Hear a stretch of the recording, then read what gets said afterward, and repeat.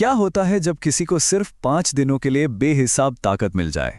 ये कहानी एक ऐसे ही राजा की है जिसका राज तो सिर्फ 5 दिन का था, लेकिन उसकी परछाई हमेशा के लिए रह गई। जरा सोचिए, किसी की आखिरी इच्छा सुनने में कितनी मासूम लगती है ना। पर क्या हो अगर वही मासूम सी इच्छा असल में एक बहुत बड़ा धोखा हो। सबसे खतरनाक आखिरी इच्छा वो नहीं है जो पूरी होकर खत्म हो जाए। नहीं, सबसे खतरनाक इच्छा तो वो है जो एक नए और ज्यादा भयानक खेल की सिर्फ शुरुआत हो। तो चलिए देखते हैं कि कैसे एक भेड़िए की आखिरी इच्छा ने पूरे जंगल की किस्मत ही पलट दी। ये कोई मामूली इच्छा नहीं थी, ये तो उसकी पहली चाल थी। एक मरता हुआ जानवर जिसकी बस एक छोटी सी ख्वाहिश है, कोई भी पिघल जाता और शेर राजा का दिल भी पसीज गया। लेकिन उसे क्या पता था कि इन आंसुओं के पीछे एक कितना शातिर दिमाग काम कर रहा था। ये कोई अचानक आया हुआ ख्याल नहीं था। नहीं, भेड़िए का प्लान एकदम तैयार था। 4 हिस्सों में। पहला, बीमारी का नाटक करो ताकि सब तरस खाएं। दूसरा, एक झूठा मैसेज भेजकर असली राजा को दूर भेज दो। तीसरा, राजा की दया को ही अपना हथियार बना लो। और चौथा, जैसे ही राजा जाए सिंहासन पर कब्जा कर लो। और जैसे ही ताज उसके सिर पर आया ना, भेड़िए का असली चेहरा सामने आ गया। अगले 5 दिन जंगल के इतिहास के सबसे काले दिन बनने वाले थे। ताकत हाथ में आते ही उसने अपनी पकड़ मजबूत करने का काम शुरू कर दिया, और इसके लिए उसने अपना पहला नियम लागू किया। पहला नियम, बॉर्डर सील। अब कोई भी जानवर राजा की मर्जी के बिना जंगल में न आ सकता है न जा सकता है। एक ही झटके में उसने पूरे जंगल को एक जेल में बदल दिया और खुद उसका जेलर बन बैठा। पर वो सिर्फ सीमाओं पर कब्जा करके ही नहीं रुका। नहीं, अब उसकी नजर जंगल के सबसे जरूरी संसाधन पर थी। उसका दूसरा नियम और भी ज्यादा जालिम था, पानी पर कब्जा। वो नदी जो सबकी प्यास बुझाती थी अब सिर्फ राजा की थी। ये सिर्फ ताकत दिखाना नहीं था, ये तो जिंदगी और मौत पर कब्जा करने जैसा था।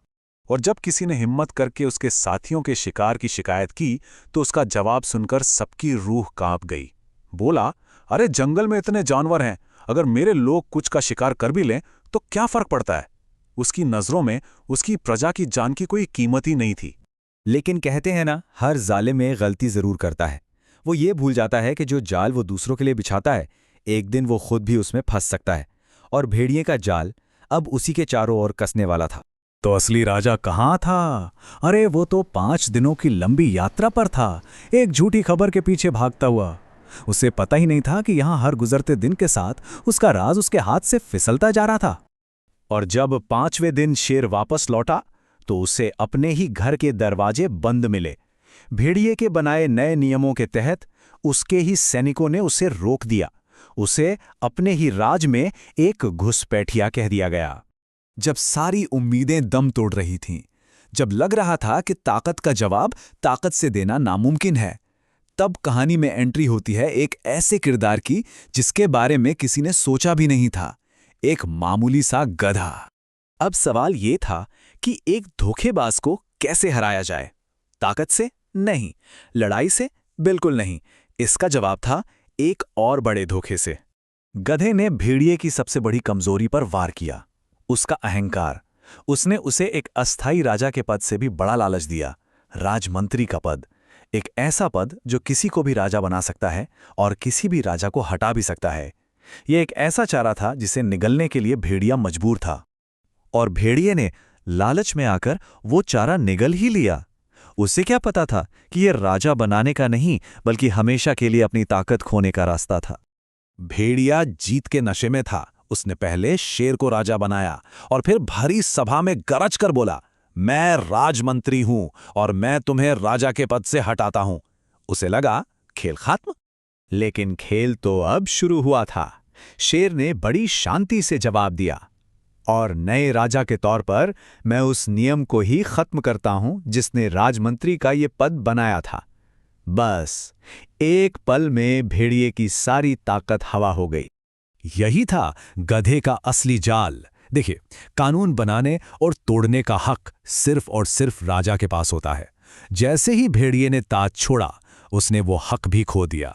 मतलब उसने अपनी ताकत खुद अपने दुश्मन के हाथों में सौंप दी थी। इस धोखे से सबक लेकर शेर ने हमेशा के लिए जंगल के कानून ही बदल दिए। अब ताकत किसी एक के हाथ में नहीं रहेगी। अब कोई एक राजा कानून नहीं बनाएगा। अब जंगल पर किसी एक का नहीं बल्कि सबका राज होगा। तो ये कहानी हमें एक बहुत गहरे सवाल पर लाकर छोड़ देती है कि आखिर एक शासक और एक तानाशाह में फ़र्क क्या होता है। शायद इसका जवाब इस बात में छुपा है कि ताकत का इस्तेमाल किसके लिए किया जाता है, सबकी सेवा के लिए या सिर्फ खुद के लिए।